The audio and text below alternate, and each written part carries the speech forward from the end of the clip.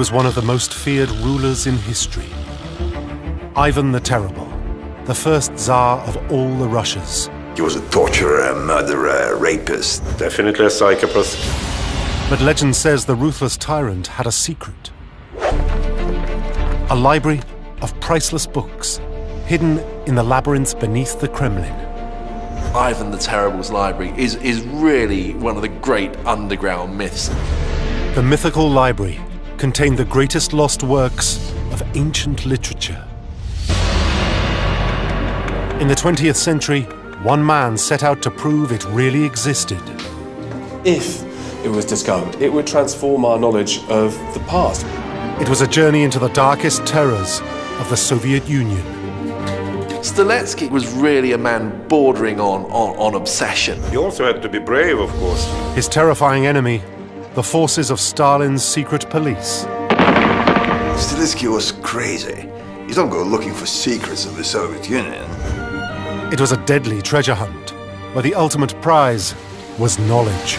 We are talking about a man who is seriously prepared to risk his life. This is the story of the quest for Ivan the Terrible's library.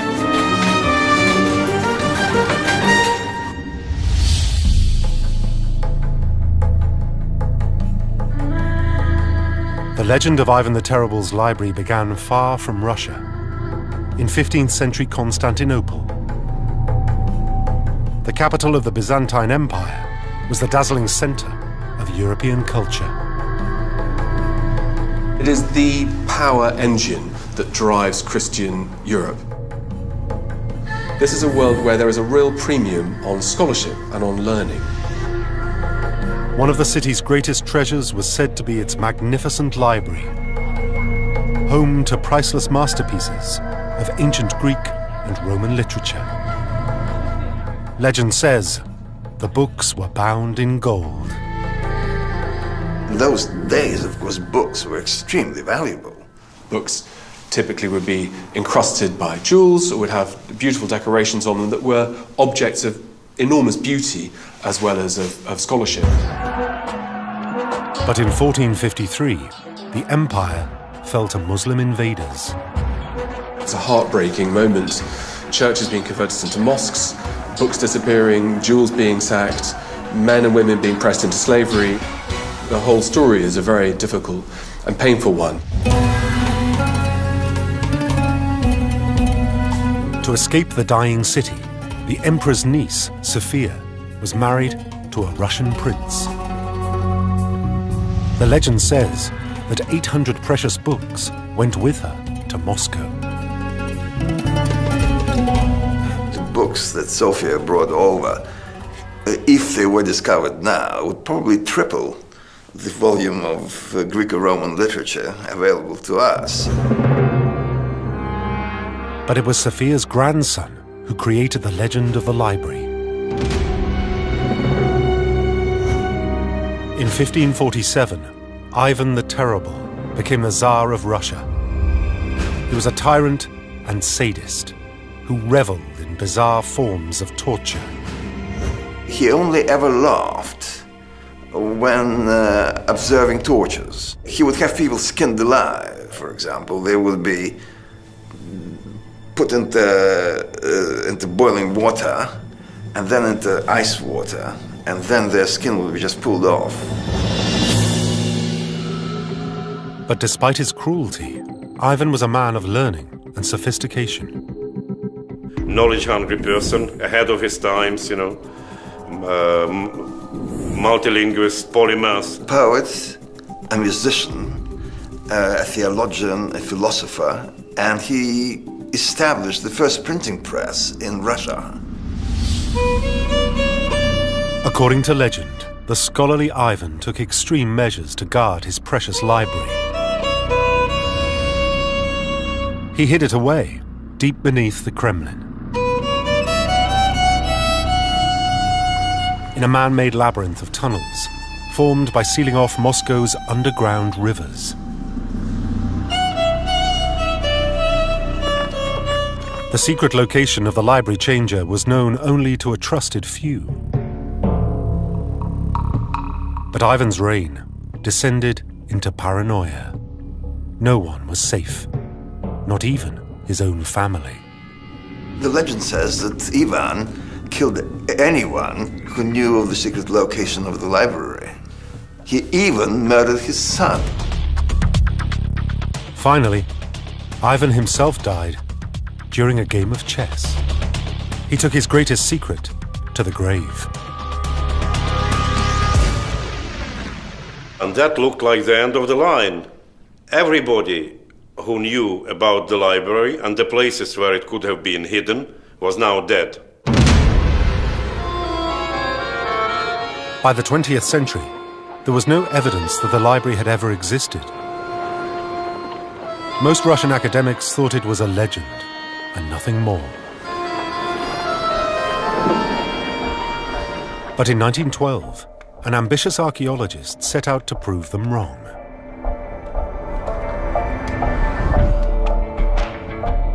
He didn't think it was just any old mystery. He believed with every fiber of his body that the library actually existed and that he was going to find it.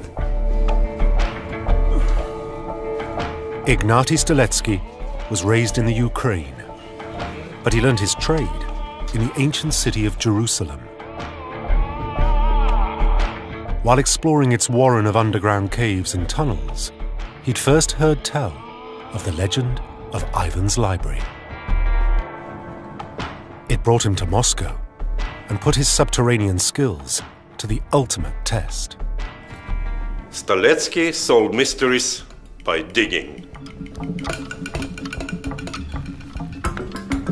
Stiletsky used to tap his way along the walls, trying to listen for change in the sound, in the resonance of the rock that may have indicated a cavity or space behind that he could dig into. Stiletsky thought the academics of the Russian establishment were afraid to get their hands dirty. Finding Ivan the Terrible's library was a job for a seasoned underground expert. It must have been like a red flag to a bull, really. When the establishment tell you that it doesn't exist, that must be incredibly exciting for an ambitious, pushy young scholar. It was his obsession throughout his adult life to find that library. Stiletsky planned to dig beneath the walls of the Kremlin. But his first step was to target the likeliest location where Ivan might have hidden his library.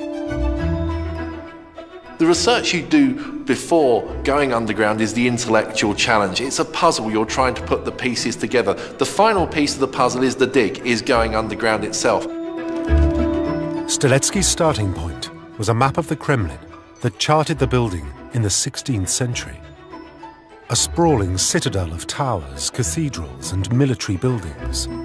Kremlin is a mini-city. Like so many fortified towns in the West, it was supposed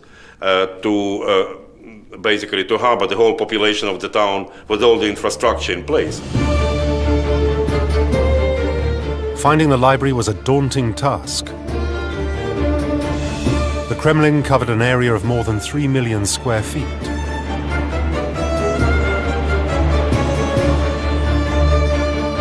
But by piecing together snippets of information, Stiletsky created a second and far more specialized map.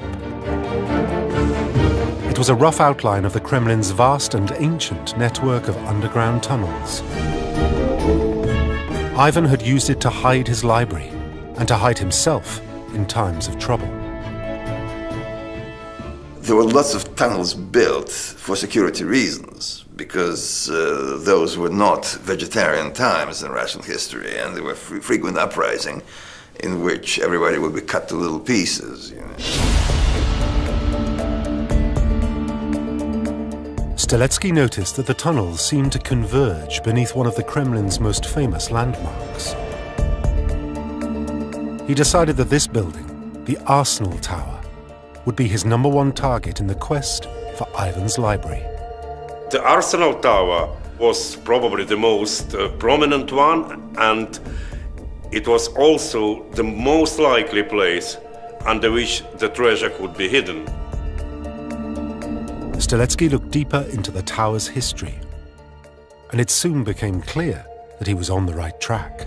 Streletsky discovered he wasn't the first man to dig under the Arsenal Tower in the Kremlin. In the 18th century, the Russian nobleman Prince Mikhail Sherbatov had blazed a trail for Streletsky to follow. Beneath the Arsenal Tower, he discovered a gateway to the secret labyrinth beyond. Exploring further, he found the tunnels were lined with distinctive white stone. Sherbatov never found Ivan's library, but his story gave Streletsky vital clues. Streletsky definitely thought he could do better than Sherbatov because Sherbatov never did find the library and Streletsky thought he would. Streletsky now knew he had to find Sherbatov's gate. If he could break through it, a labyrinth of white stone would mark the way to the library. Streletsky thought that every time he could see a white stone, he is on the right track. Streletsky was ready to search the Kremlin, but he'd be taking his life in his hands. In 1912, revolution was in the air. Ruthless oppression by the Tsar Nicholas II had earned him the nickname Bloody Nicholas. His fearsome secret police had the Kremlin under tight control. Throughout the reign of Nicholas II, there was a very real danger of revolutionary outbursts. I mean, his own grandfather was blown in half by a bomb. So he had a secret police, and therefore anybody digging in the darkness of tunnels under Kremlin was bound to be seen as at least a potential subversive. Streletsky hit on a subterfuge. He offered to do an archaeological survey of the Arsenal Tower's basement. His team were kept under close supervision, with the deeper levels of the building strictly out of bounds. But Streletsky waited for the guards and workers to take their lunch break, then slipped out of sight. He realized only too well that by doing so he was risking his life. But for someone who is obsessed, this can actually be an attraction. There was an iron stairwell leading deep below the tower. To Streletsky's amazement, Sherbatov's gate was at the bottom.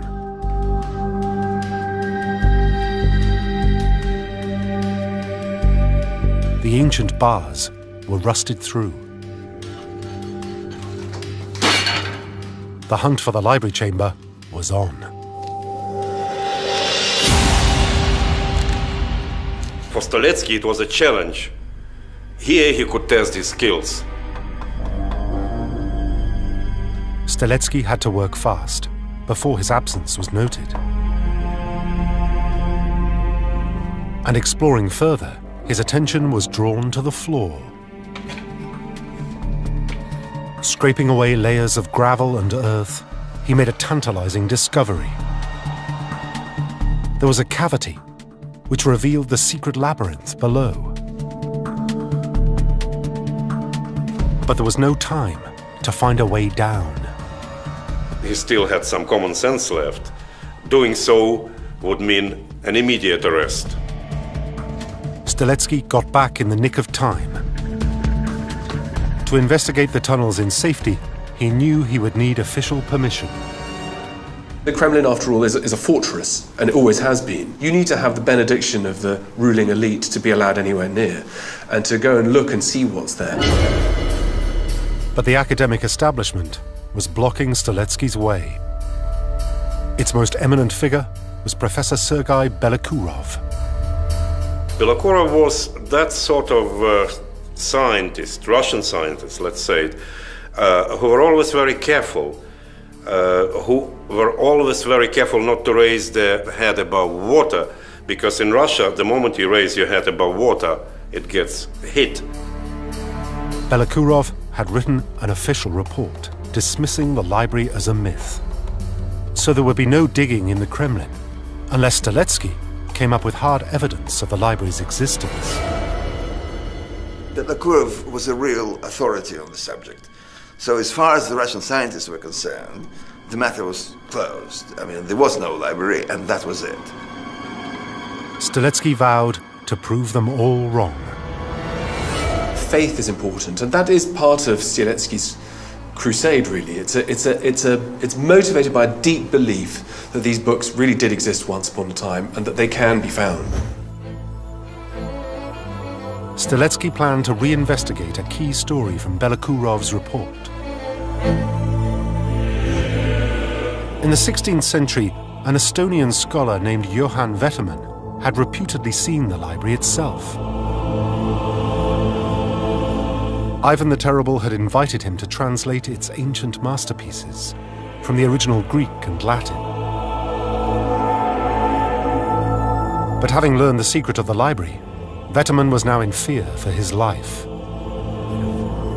He was a clever man, and he was terrified. Ivan the Terrible has a truly terrible reputation, and he's renowned for acts of extraordinary cruelty. Veterman pretended to start his task, then made good his escape from Moscow. But not before making a list of all the books he could remember.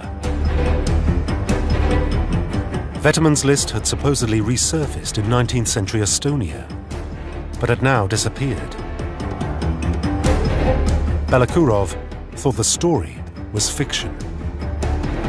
Streletsky aimed to prove it was fact. He didn't believe Belokourov's conclusions.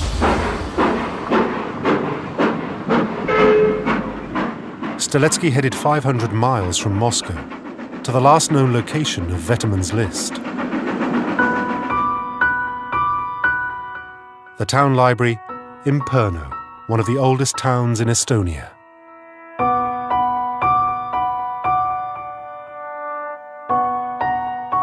But after years of neglect, its storerooms were in disarray. It was a mess.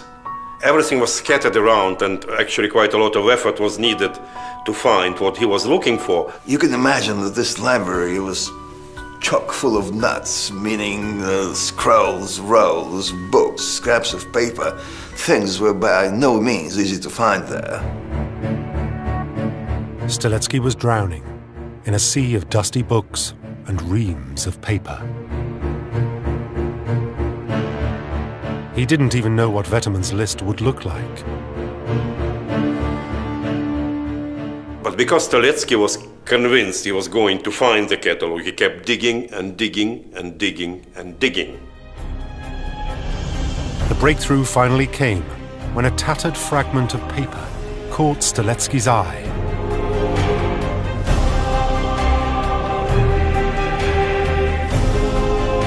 It was a string of illustrious names, and the list was initialed with the Russian form of the letter V. The letter V at the bottom, which could mean only one thing, Veterman. Eureka, he found it. Streletsky was dumbfounded. Veterman's list was a roll call of the greatest authors of antiquity.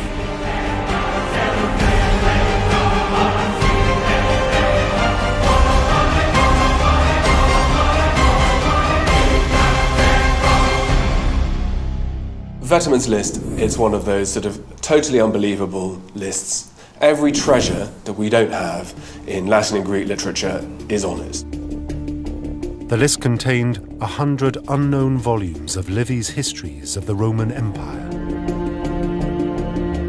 And there were lost works of ancient Greek drama. The idea that we could find plays by Aristophanes that aren't known about or are known but are lost, I mean, it's unbelievable.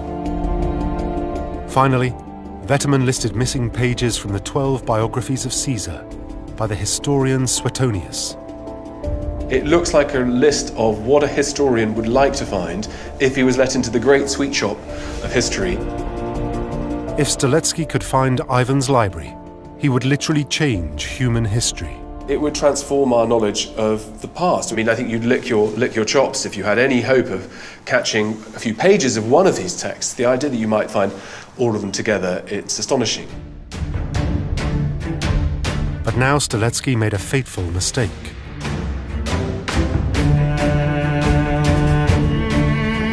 He left Veterman's list behind and took his own copy back to Moscow, certain that no one could now stand in his way. If you have a catalogue, it proves that Belokurov was wrong and Stiletsky was right. But to Stiletsky's disbelief, he still couldn't find a historian who would take him seriously. No one would risk their reputation on a scrap of paper. Stiletsky didn't even have the original list in his hands. Stiletsky had been given the chance of a lifetime, and he bungled it. Access to the Kremlin was denied.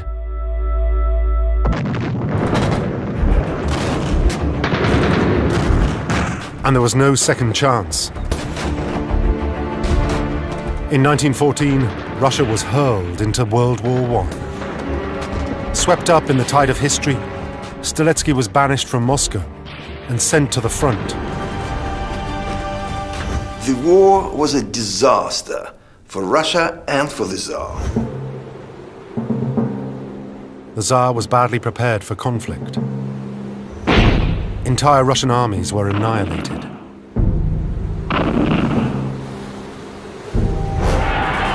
At home, the country exploded into violent revolution. For ordinary people, the only priority was survival. When the Bolshevik Revolution swept through Russia, Russia was essentially destroyed. I mean, millions were dying or starving to death or emigrating. Great historical buildings were being razed to the ground. In the turmoil, Stiletsky's quest for Ivan the Terrible's library was totally irrelevant. With that kind of cataclysm unfolding, a lowly little library was of little interest to anybody, and Stiletsky must have feared that that was it. Who cares about the library, even if it was the Tsar's library? Who cares about books? Books were only good for throwing into the oven to make yourself warm. The victorious Bolsheviks murdered the Tsar and took power in Moscow. For ordinary citizens, the times were more dangerous than ever. The Bolsheviks, they were ready to see counter-revolution everywhere. For 7 years, Stiletsky kept his head down. His obsession with the Kremlin could only attract deadly suspicion. He was still an archaeologist, but now he had to become a careful archaeologist. Anybody dealing with the Bolsheviks had to be good at playing the game, because the bad players got shot. Stiletsky's only chance of survival was to adapt to the new Soviet Union. Stiletsky realizes that to be able to carry on with this project, he has to become what in modern terms we call politically correct. In 1924, Stiletsky was ready to renew his quest by campaigning in the communist newspapers. He claimed that underground exploration would reveal the treasures of Russia and give them back to the people. He wanted to sound like a good Marxist, taking treasures from the rich and giving them back to the poor. Stiletsky proclaimed, "The time has come to turn underground Moscow inside out." His timing was perfect. The communists themselves were already digging up the city. The new Moscow Metro would make Russia the envy of the world. It was the ultimate expression of Soviet power under its sinister new leader, Joseph Stalin. There was now a new Tsar in the Kremlin named Joseph Stalin, and he wanted to immortalize his Tsardom by building the greatest engineering works known to man, which is the underground network under the city known as the Moscow Metro. Streletsky was made an official archaeologist on the metro excavations. His task? To assess any unexpected discoveries by the engineers. The tunnels were full of the flotsam and jetsam of Moscow's ancient history. Shards of pottery had somehow found their way down from the city's kitchens. But secretly, Streletsky was hunting for bigger game. Ivan the Terrible's library. Streletsky thought he probably could latch on to the tail end of that project and do his own thing.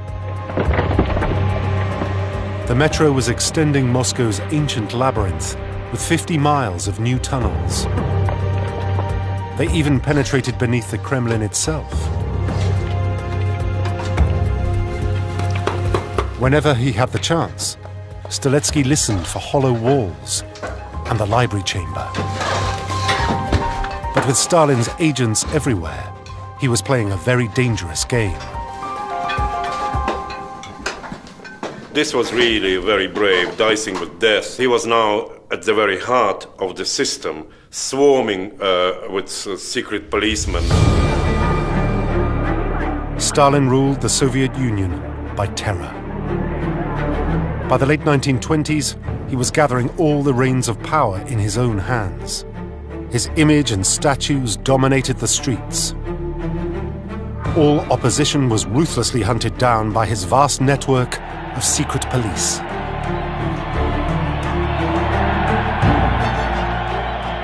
Stalin is generally believed to be paranoid. He lived in constant fear of assassination.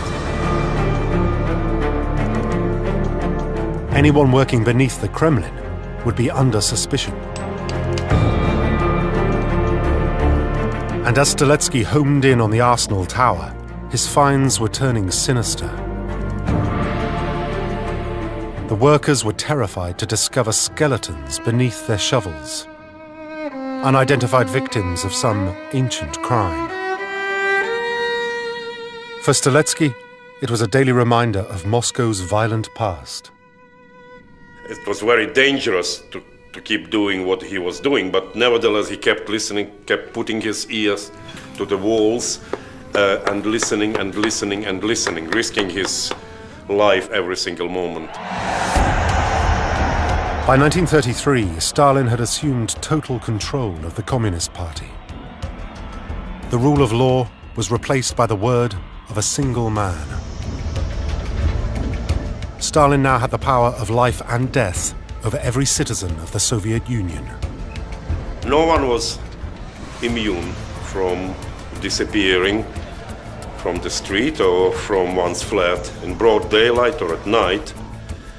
No one, not even the people who shouted louder than everyone else, "Long live Comrade Stalin." In this terrifying climate, Streletsky's chance to find the library finally arrived. Word came through of a serious accident underground, close to the Arsenal Tower. Streletsky raced to the scene. The metro excavations had caused a massive collapse, all the way through to street level. But for Streletsky, it was a godsend. Because the collapsing tunnel walls had also revealed a hidden passage.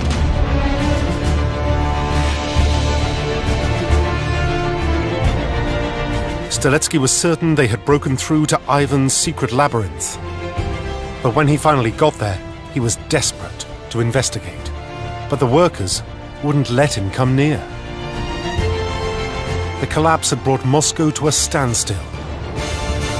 Stalin's henchmen in the Kremlin couldn't move their cars.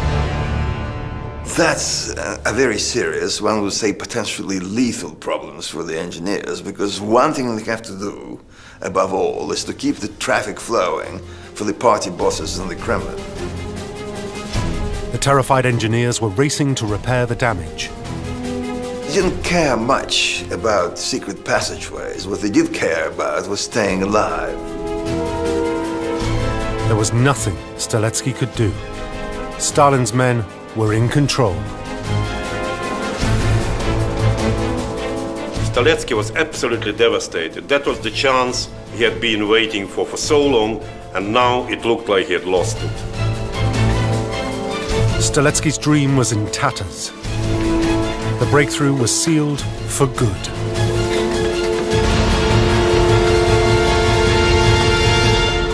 That must have been a shattering blow to Staletsky. So near, yet so far. Right then, Staletsky decided to stake his life on one last desperate gamble. Somehow, he had to get Stalin's regime to back his quest for the library. And he realized that Ivan the Terrible himself could show him the way. Staletsky planned to exploit a curious story about the Tsar.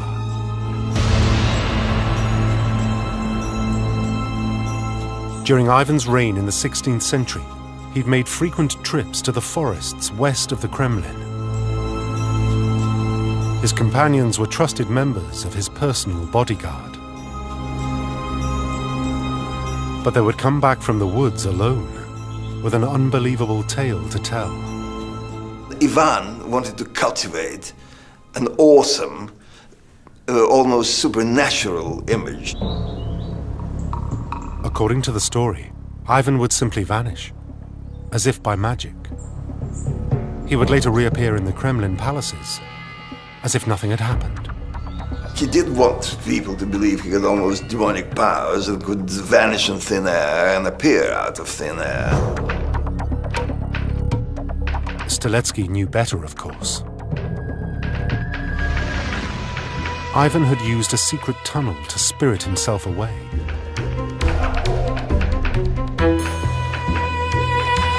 Staletsky published the story in a Moscow newspaper.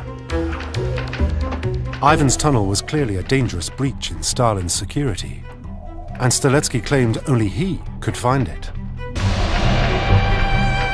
He's now going for broke. He decides to make all his findings public.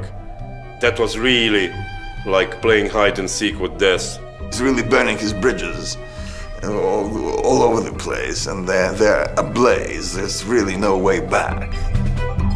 It was a message Stalin's henchmen couldn't ignore, and it wasn't long before they had Staletsky in their sights.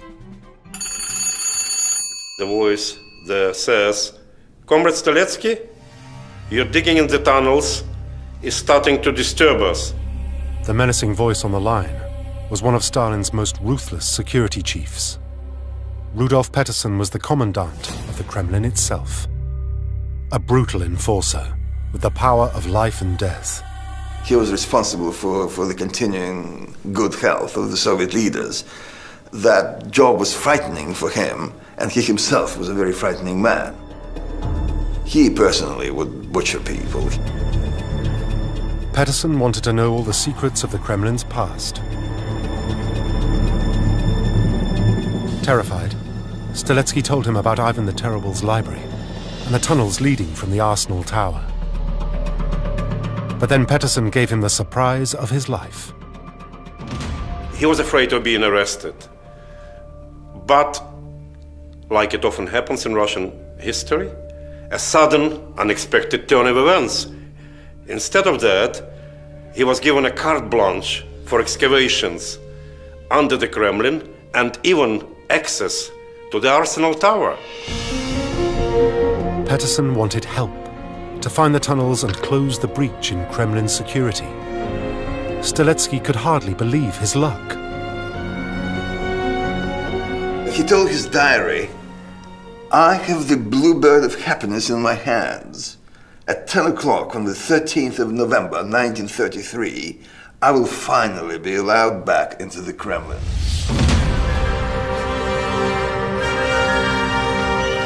More than 20 years after his first visit, Staletsky re-entered the basement of the Arsenal Tower. But this time, there was no need to hide. He had Peterson's blessing and a team of engineers. His mission?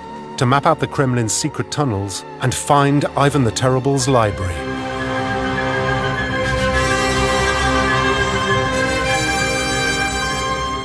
He can't believe his luck. It's like a miracle. He's got the keys to the Kremlin now. Everything was just as Streletsky had left it in 1912. But now he could explore in safety. On rediscovering the cavity in the floor, Streletsky's only thought was to find a way through to the levels below, and Ivan's secret labyrinth of white stone. There had to be another chamber underneath, made of that same white stone. The lifelong underground explorer was in his element. This was the breakthrough Streletsky had always dreamed of. At last, he was about to penetrate the heart of Ivan the Terrible's labyrinth. I mean, he must have been ecstatic. Just as he'd expected, the tunnels were lined with white stone. Ivan the Terrible's library was hidden somewhere behind the walls.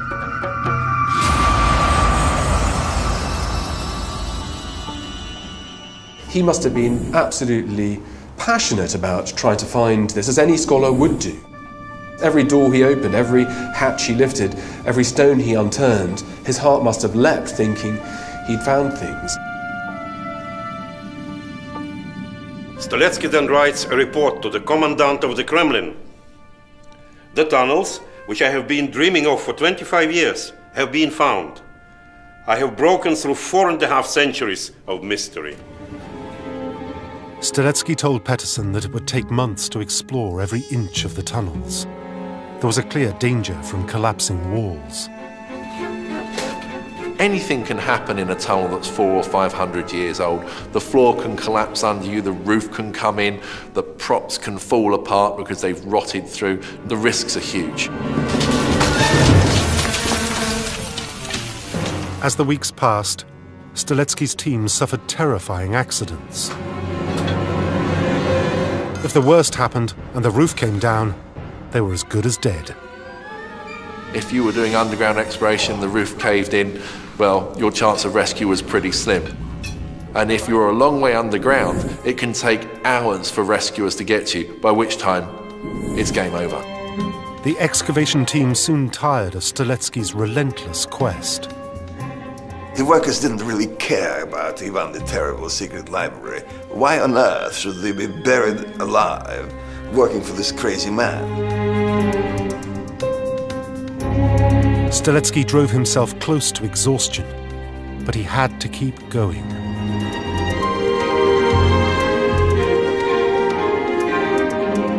He knew that everyone in the Soviet Union was living on borrowed time.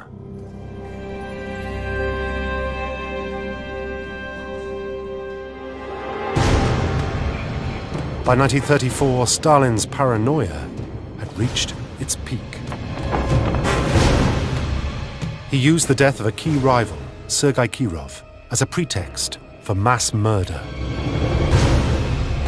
In the Great Terror that followed, at least 1 million people died. Under torture, Stalin's old comrades from the revolution confessed to treason. After public show trials, they were brutally executed. In Stalin's Russia, the price of failure was death. In Streletsky's reports to Commandant Peterson, he made rash promises that results were just around the corner. March 2nd, 1934. Everywhere we see the white stone ceiling of the Kremlin tunnels. The library of Ivan the Terrible is about to be found. Streletsky had evidence that he was closing in on Ivan the Terrible's greatest secrets. In the deep recesses of the labyrinth, he'd found old weapons, possibly dating from the late 16th century, a period when Ivan, like Stalin, had slaughtered his enemies in the Kremlin dungeons. This was at the time of Ivan's Great Terror, when his secret police, the Opryshniks, were murdering thousands and thousands of his opponents. The only place more secret than Ivan's dungeons was the library itself. Streletsky was convinced it had to be nearby. He says, "I'm sure that I'm on the verge of a great discovery." Strzelecki pinned his hopes on one last dig through the surrounding walls. The culmination of his lifelong quest. But the result was a catastrophe.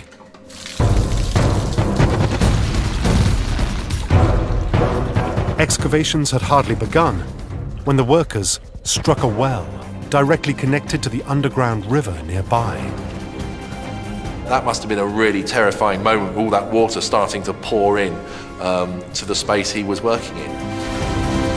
Strzelecki's only desperate thought was to find the library and somehow save the books.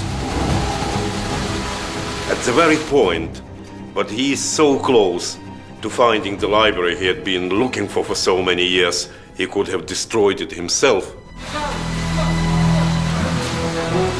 It was a hopeless situation. Strzelecki's team could do nothing except run for their lives. This is going to be a river, it's an unexhaustible supply of water, and it was really time to get out. Within reach of his dream, Strzelecki was forced to leave the Kremlin behind.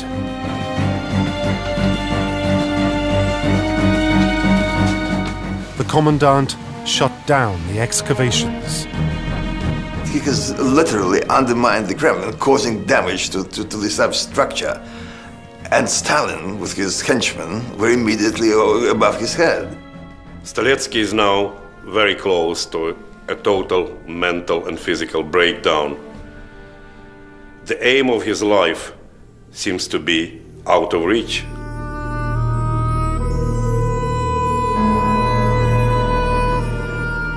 For months, as workers labored to repair the damage, Strzelecki was forced to wait at home.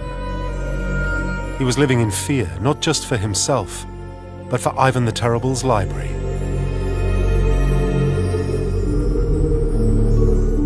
Strzelecki is terrified that the library will flood, or else that the workers might seal off some of the vital passageways. He says the sword of Damocles is hanging over the library of Ivan the Terrible. Strzelecki was hoping against hope that somehow he could survive the disaster and pick up his quest. The only thing that can save him now is a phone call from the Kremlin, from Peterson, saying to him to carry on with his excavations.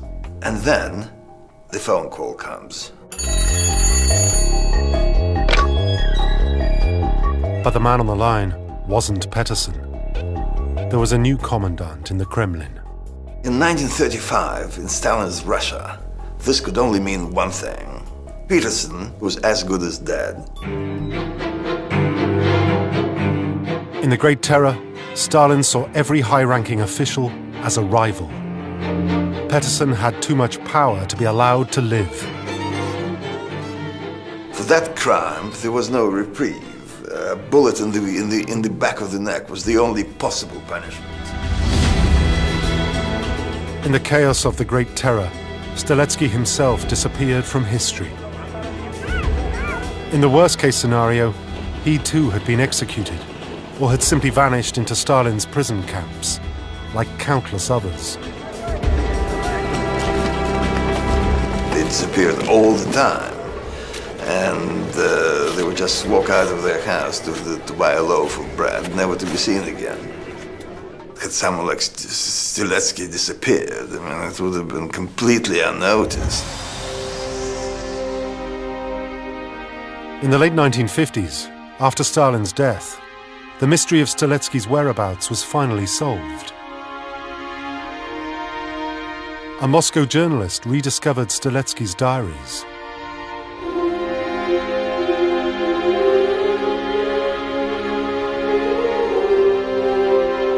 They detailed his lifelong struggle through the upheavals of Russian history and his early years training as an archaeologist in Jerusalem, the ancient city where Strzelecki first learned of the sacred texts in the libraries of Ivan the Terrible. I think that's really where he got the bug, and which drove him on to look for Ivan the Terrible's library. For the first time, the diaries revealed that Strzelecki had a family. The journalist tracked them down at his last known address on an old Moscow street.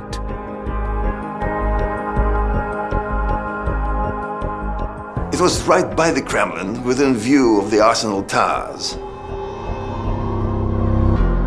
Stiletsky's wife filled in the last tragic chapter in his story. Thwarted in his quest, Stiletsky had filled their home with his strange underground finds. A broken man, he'd cocooned himself in the secrets of the Kremlin. This sort of obsession, which is probably bordering on madness, you know, that's the Russian scientist for you, you know. At the end, Stiletsky's mind seemed to have failed. He was losing the ability to even communicate. Shortly before his death, as his wife later recalled, he started mumbling and bumbling something incoherent. But this story gave the journalist an amazing idea. Remembering Stiletsky's work in Jerusalem, he tried speaking a few words of Arabic to Stiletsky's puzzled wife. And she suddenly remembered one word. That's it, she said. That's what he said, maktaba. Maktaba. Stiletsky had not been babbling. He knew exactly what he was trying to say. Maktaba is the Arabic for library. Stiletsky believed in the library to his dying breath. In his own mind, he was still on the quest. And in modern Moscow, his legend lives on. Moscow has a very active community of underground explorers called the Moscow Diggers, and of course they're still looking for the fabled legend of Ivan the Terrible's library as well.